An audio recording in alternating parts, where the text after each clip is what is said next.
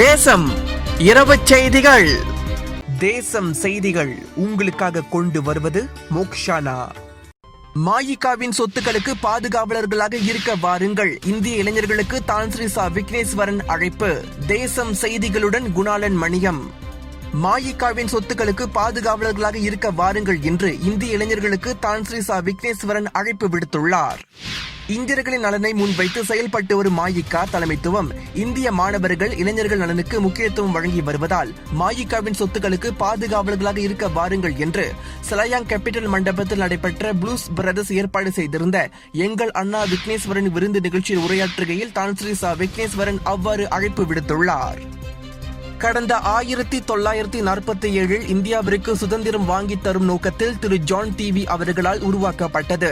மாயிகாவின் தலைமையகம் தற்போது கோலாலம்பூர் ஸ்ரீ மகா மாரியம்மன் ஆலயம் அமைந்துள்ள குடிசை பகுதியில் அமைந்திருந்தது. அப்போது தொடக்கம் போராட்டம் உருவானதாக தான்ஸ்ரீ சா விக்னேஸ்வரன் தெரிவித்தார். இந்நிலையில் 1960களில் நிகழ்ந்த தோட்ட துண்டாடலின் போது பாதிக்கப்பட்ட தோட்ட மக்களுக்கு உதவும் நோக்கத்தில் அப்போதைய மாயிகா தேசிய தலைவர் துன் வீத்தி சம்பந்தன் தலைமையில் தேசிய நிலநிதி கூட்டுறவு சங்கத்தை உருவாக்கியது. அதன் பிறகு துன் டாக்டர் சா சாமிவேலு முயற்சியில் தோட்டத்தில் இருக்கும் இளைஞர்கள் தோட்ட வேலை மட்டும் ஈடுபடாமல் தொழில் திறன் தொழில்நுட்பம் உள்ளிட்ட பயிற்சிகளை மேற்கொள்ள வேண்டும் என்பதற்காக 1980இல் டேஃப் கல்லூரி உருவாக்கியதாக தான்ஸ்ரீ சா விக்னேஸ்வரன் சொன்னார். அது மட்டுமல்லாமல் தமிழின் வரலாறு படைத்த மாநிலமான கிடா மாநிலத்தில் 500 மில்லியன் செலவில் எய்ம்ஸ் மருத்துவக் கல்லூரி உருவாக்கப்பட்டது. இந்திய மாணவர்கள் கல்வி நலனுக்காக MIED தொடங்கப்பட்டது. இப்படியாக மாணவர்கள் நலனுக்காக மாயிகாவினால் அமைக்கப்பட்ட எல்லாமே அடுத்த தலைமுறைக்காக உருவாக்கப்பட்டதாகும் என்பதால் இதன் பாதுகாவலர்களாக இளைஞர்கள் தான் இருக்க வேண்டும் என்று தான்ஸ்ரீ சா விக்னேஸ்வரன் குறிப்பிட்டார். மாயிகா என்றும் இந்திய சமுதாயத்தின் காவலராக இருக்கும். கடந்த 2018இல் மாயிகா தலைவராக பதவியேற்ற பிறகு பல்வேறு திட்டங்களை மேற்கொண்டு வருகிறோம். இதில் மாயிகா தலைமையகம் அருகில் இருக்கும் நிலத்தை 18 மில்லியனுக்கு மீண்டும் வாங்கிவிட்டோம். மாயிகா கட்டட நிலத்தையும் சேர்த்து அதன் மதிப்பு தற்போது 120 மில்லியன் ஆகும். எய்ம்ஸ் கடன் முழுமையாக கட்டி முடிக்கப்பட்டுள்ளது. அதன் வருமானம் ஆண்டுக்கு 45 மில்லியன் ஆகும். இந்த வருமானம் எல்லாம் இந்திய மாணவர்கள் கல்விக்கு மட்டுமே பயன்படுத்தப்பட்டு வருகிறது என்று பலத்த கைத்தட்டல்களுக்கு மத்தியில் தான்ஸ்ரீ சா விக்னேஸ்வரன் தெரிவித்தார். கடந்த 1978 முதல் செயல்பட்டு வரும் ப்ளூஸ் பிரதர்ஸ் இயக்கம் டத்து மைக்கேல் அவர்களால் தொடங்கப்பட்டது. இந்த ப்ளூஸ் பிரதர்ஸ் இயக்கம் ஏற்பாடு செய்திருந்த இந்த விருந்து நிகழ்வில் நாடு தழுவிய நிலையில் இருந்து 28 இயக்கங்கள் கலந்து கொண்டன. தான்ஸ்ரீ விக்னேஸ்வரன் அவர்களுக்கு டத்து மைக்கேல் பொன்னாடை மாலை அணிவித்து சிறப்பித்தார். அதே நேரத்தில் கலந்து கொண்ட இயக்கத்தினர் அனைவரும் அவருக்கு பொன்னாடை மாலை அணிவித்து மகிழ்ந்தனர் என்பது குறிப்பிடத்தக்கது. SRC வழக்கின் தீர்ப்பு எனக்கு பெரும் ஏமாற்றம் அளிக்கிறது. டத்து ஸ்ரீ நஜீப் தகவல். 1MDBயின் துணை நிறுவனமான SRC இன்டர்நேஷனல் வழக்கு விசாரணை வழக்கின் தீர்ப்பு எனக்கு பெரும் ஏமாற்றம் அளிக்கிறது என டத்து ஸ்ரீ நஜீப் ரசாக் கூறினார். மேலும் நான் குற்றமற்றவன் என நிரூபிப்பேன் என தெரிவித்த அவர் எனக்காக ஆதரவு தெரிவிக்க வந்த என் ஆதரவாளர்களுக்கும் நன்றி என தெரிவித்துக் கொண்டார்.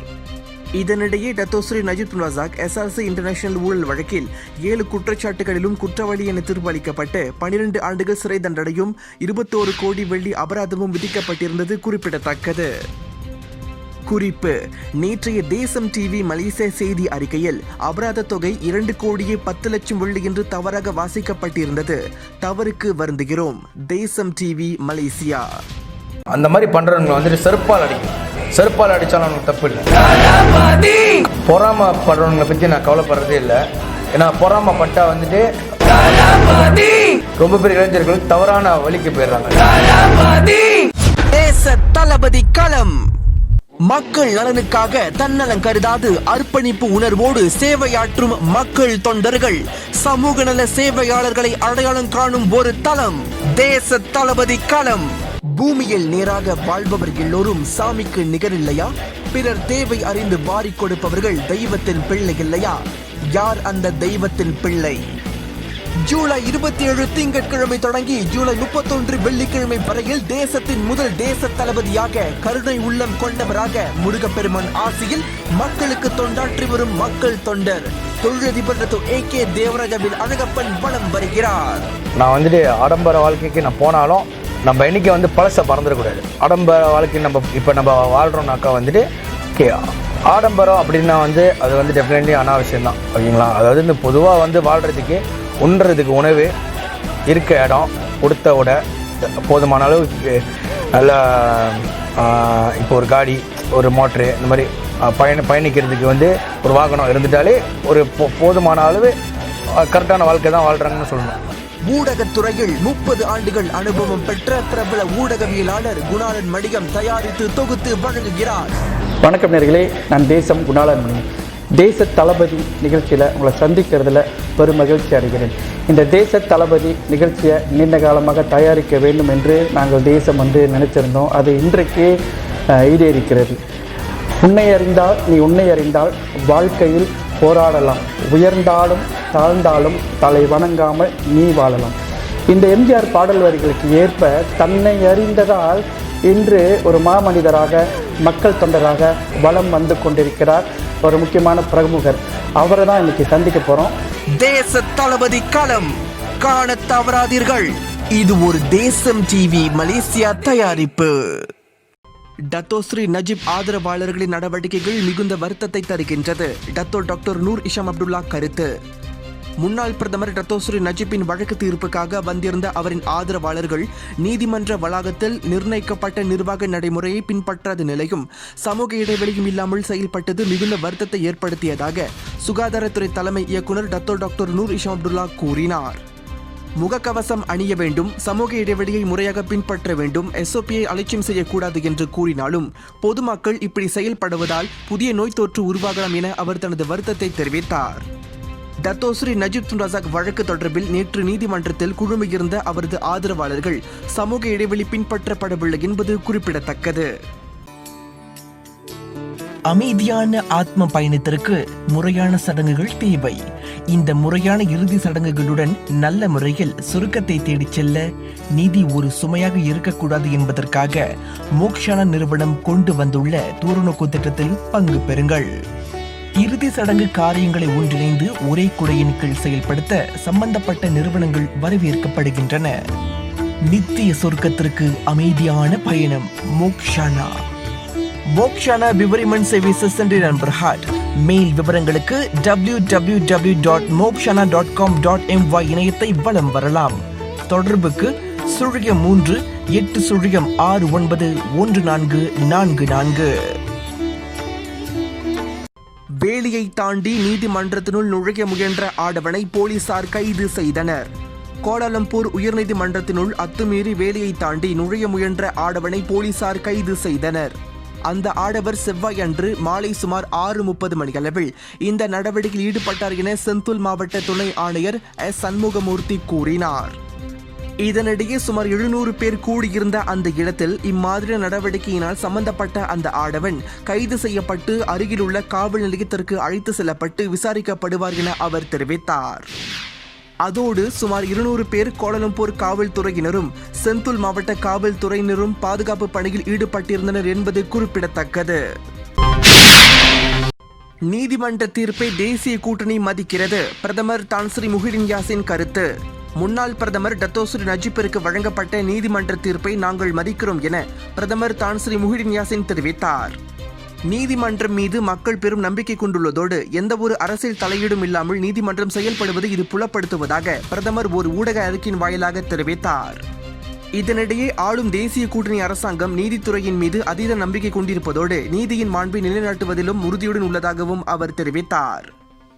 தேச தளபதி களம். மக்கள் நலனுக்காக தன்னலம் கருதாது அர்ப்பணிப்பு உணர்வோடு சேவையாற்றும் மக்கள் தொண்டர்கள், சமூக நல சேவையாளர்களை அடையாளம் காணும் ஒரு தளம். பத்திரிகை ஊடகத்துறையில் 30 ஆண்டுகள் அனுபவம் பெற்ற பிரபல ஊடகவியலாளர் குணாளன் மணியம் தயாரித்து தொகுத்து வழங்குகிறார். தேச தளபதி களம் காண தவறாதீர்கள். இது ஒரு தேசம் டிவி மலேசியா தயாரிப்பு. நாடாளுமன்ற SOPயை முறையாக பின்பற்றுங்கள். மக்களவை சபாநாயகர் அசர் ஹருன் வேண்டுகோள். நாடாளுமன்ற உறுப்பினர்கள் நாடாளுமன்ற SOPக்களை முறையாக பின்பற்ற வேண்டும் என மக்களவை சபாநாயகர் டத்தோ அசர் ஹருன் வேண்டுகோள் விடுத்துள்ளார். COVID-19 தொற்றின் தாக்கம் தீவிரமாக உள்ளதால் அவர் இந்த வேண்டுகோளை முன்வைத்தார். இந்நிலையில் நாடாளுமன்ற உறுப்பினர்கள் சிலர் நேற்று டத்தோஸ்ரீ நஜீப் வழக்கு தீர்ப்புக்கு சென்றிருந்த போது சமூக இடைவெளியும் SOPயும் பின்பற்றவில்லை என குற்றச்சாட்டு எழுந்துள்ள நிலையில் அவர் இவ்வாறு தெரிவித்தார். ஸ்லீம் ரிவர் சட்டமன்ற இடைத்தேர்தலில் அம்னோ வேட்பாளர் நிறுத்தப்படலாம். டத்தோஸ்ரீ அமாட் ஃபைசல் அஸ்மு கருத்து. பேரா மாநில ஸ்ரீம் சட்டமன்ற இடைத்தேர்தலில் அம்னோ கட்சியை சேர்ந்த வேட்பாளர் ஒருவர் நிறுத்தப்படலாம் என பேரா மாநில மந்திரி பசாரும் பர்சத்து கட்சியின் துணைத் தலைவருமான டத்தோஸ்ரீ அஹ்மத் ஃபைசல் அஸ்மு கூறினார். இதனிடையே பேரா மாநில பர்சத்து கட்சி ஸ்லிம் சட்டமன்ற இடைத்தேர்தலில் அம்னோ வேட்பாளர் நிறுத்துவதற்கு சம்மதம் தெரிவித்துள்ளதாக அவர் தெரிவித்தார். தேசிய கூட்டணி சார்பாக ஒரே ஒரு வேட்பாளரை மட்டும் களமிறக்கப்படுவதால் அவர் இக்கருத்தை தெரிவித்தார். மேலும் தேர்தல் பிரச்சார பணிகளில் பர்சத்து கட்சி முழு மூச்சுடன் செயல்படும் என்றும் அவர் உறுதியளித்தார். ஸ்ரீம் ரிவர் சட்டமன்ற இடைத்தேர்தல் எதிர்வரும் ஆகஸ்ட் மாதம் 29ஆம் தேதி நடைபெறும் என மலேசிய தேர்தல் ஆணையம் அறிவித்திருந்தது. இதற்கு முன் ஸ்லீம் சட்டமன்ற உறுப்பினர் முகமது குசைரி காலமானதை தொடர்ந்து அங்கு இடைத்தேர்தல் நடைபெற உள்ளது என்பது குறிப்பிடத்தக்கது. தேசம் ஊடகத்தில் விளம்பரம் செய்ய வேண்டுமா? தேசம் TV Malaysia YouTube channel, www.desamforyou.com portal, தேசம் டிவி மலேசியா ஃபேஸ்புக், தேசம் டிவி இன்ஸ்டாகிராம் உள்ளிட்ட தேசம் ஊடகங்களில் குறைந்த விலையில் விளம்பரம் செய்ய விரும்புகிறவர்கள் 0168694205 என்ற எண்ணில் தொடர்பு கொள்ளலாம். கோவிட்-19 இன்று 13 புதிய சம்பவங்கள் பதிவு. சுகாதாரத்துறை தலைமை இயக்குனர் தகவல். கோவிட்-19 பெருந்தொற்று காரணமாக இன்று நாட்டில் 13 சம்பவங்கள் பதிவாகியுள்ளதாக சுகாதாரத்துறை தலைமை இயக்குனர் டாக்டர் நூர் இஷம் அப்துல்லா கூறினார். இந்நிலையில் 5 பேர் இன்று குணமடைந்து வீடு திரும்பியுள்ளனர். இதனால் மொத்தம் 8612 பேர் இப்பெருந்தொற்றிலிருந்து குணமடைந்துள்ளனர். நாட்டில் இன்று எந்த ஒரு மரண எண்ணிக்கையும் பதிவாகவில்லை. இதனால் மரண எண்ணிக்கை 124 உள்ளது. நாட்டில் மொத்தம் 8956 பேர் இதுவரை கோவிட்-19 பெருந்தொற்றில் பாதிக்கப்பட்டுள்ளனர் என்பது குறிப்பிடத்தக்கது. தேசம் கலைஞர் களம். மண்ணின் மைந்தர்களின் சாதனைகள் 30 ஆண்டுகளில் அபரீத வளர்ச்சியை அடைந்துள்ளது என்பதற்கு நடிப்பில் அசத்தும் கலைஞர்கள், இயக்கத்தில் மிளரும் கலைஞர்கள், இசையில் புயலாய் வீறு கொண்ட கலைஞர்கள் தக்க சான்று. மலேசிய கலைஞர்களுக்கும் தயாரிப்பு, இயக்கம், நடிப்பு, இசை, பாடல், கதை, திரைக்கதை, வசனம், நடனம் என்று பல திறமைகள் இருக்கிறது என்பதை ஒருமித்த குரலோடு தங்கள் திறமைகள், அனுபவங்களை பகிர்ந்து கொள்ளும் ஒரு தளம் தேசம் கலைஞர் களம். காணத் தவறாதீர்கள்.